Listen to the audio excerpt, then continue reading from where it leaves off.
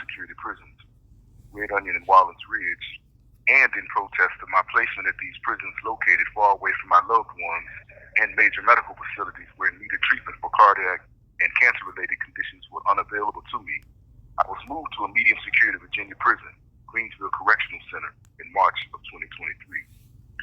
Only 6 months later, I was charged at Greenville with possessing contraband and sent back to Red Onion. The transfer and what followed was clearly a hit from the administrators at Virginia Department of Corrections headquarters, a number of whom are defendants in a lawsuit challenging my mistreatment at Red Onion while on the hunger strike.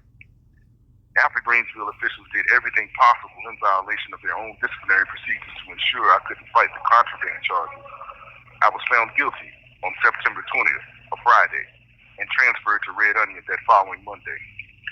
I was awakened early that morning by a group of militarized strike force guards taken to the prison's transport area and chained and restrained for transfer.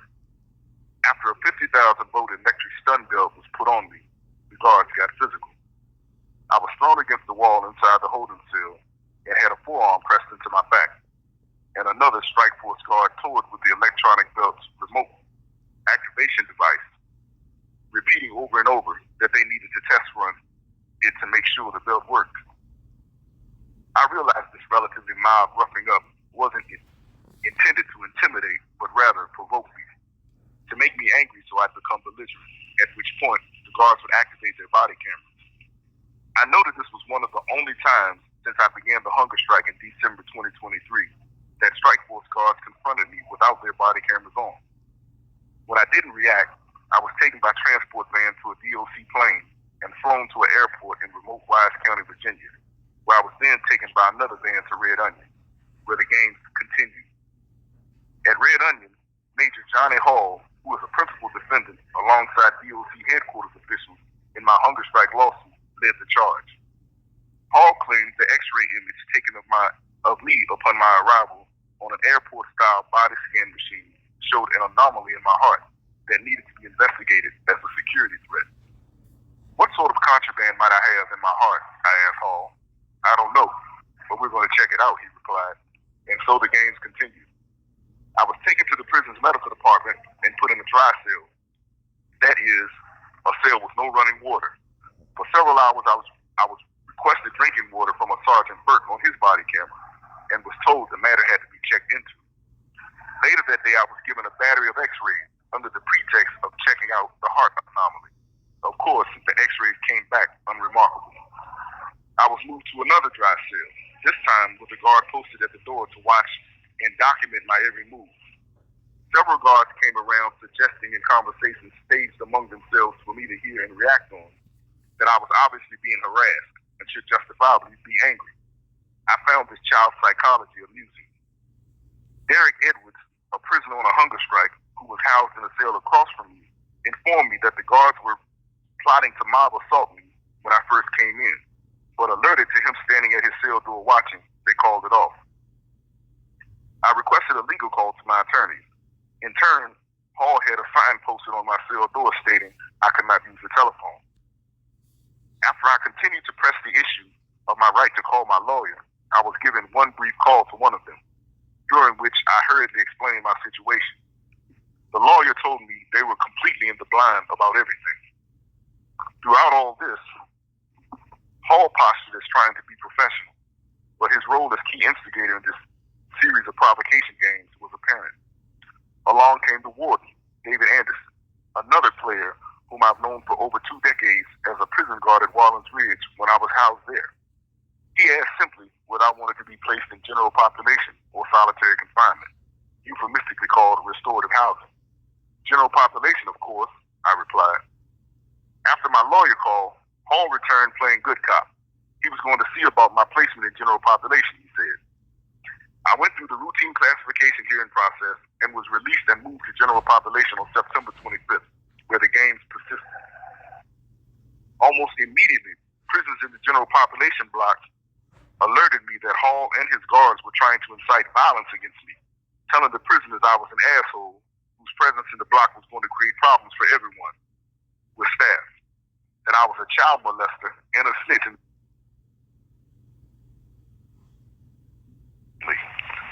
But because I am well known across the prison population. Others knew who I was, and that the rumors whispered by the pigs about me were lies and what they were trying to incite.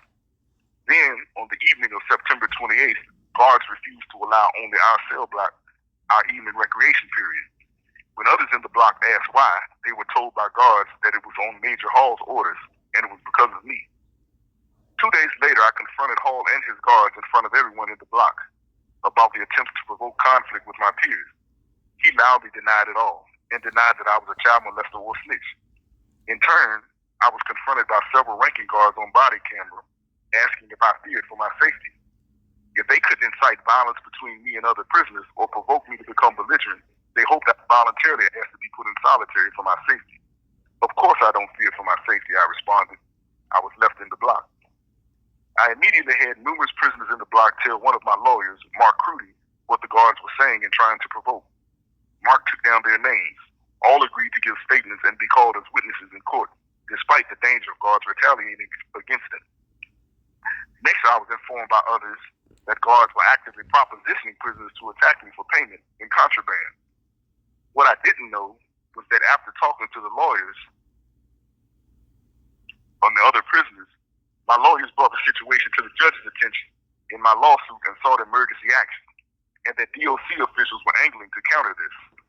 In a conspiratorial move, they first had Red Onion investigators raid and ransack my cell under the guise of performing a cell search while I was on the phone in the block. They had 2 sergeants standing outside the cell door with their body cameras activated and a guard in the control booth with a gun pointed into the block. The aim again was to provoke me, hoping I'd confront them in a hostile manner while their cameras were recording. They also hoped to recover a weapon, thinking I had procured one in light of the attempts to incite violence against me. I remained on the phone describing the scene to a lawyer, Noel Hanrahan. When I didn't react and no weapon was found, the cell raid ended.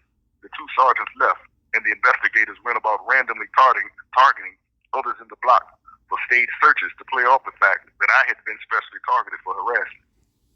Immediately after this, I was called out of the block, handcuffed, and taken into an office where the assistant warden, Dwayne Turner, came in with a Captain Gilbert with his body camera activated. I was asked again if I was afraid for my safety. Not at all, I responded. I expressed that it wasn't my peers who were the problem, but officials trying to incite violence and who didn't want me in general population. DOC officials, and those at Red Onion in particular, want me hurt and in solitary confinement. All of which, at their provocation, none of which am I playing into. But I would discover later that night that the DOC had something more in mind with the provocative cell raid earlier that day and the assistant wardens asking me on camera if I was afraid for my safety. That evening, I was told my lawyers had scheduled a call with me. During that call, I discovered for the first time that my attorneys had sought the judge's emergency intervention, contending that my safety was in imminent jeopardy with the games Red Onion officials were playing. Problem was, the DOC's lawyers responded that I was not in jeopardy, based upon my own statement to the assistant warden earlier that day. I had been played by a conspiracy between Red Onion officials and the state's attorney general's office to have me undermine my own attorney's efforts to reveal and counter prison officials' provocations and attempts to incite violence against me. But the danger is definitely there. The provocation attempts, the attempts to incite violence between my peers and me, to put hits on me, to set me up for violence by guards, and so on. Whether I feel the danger or not is beside the point.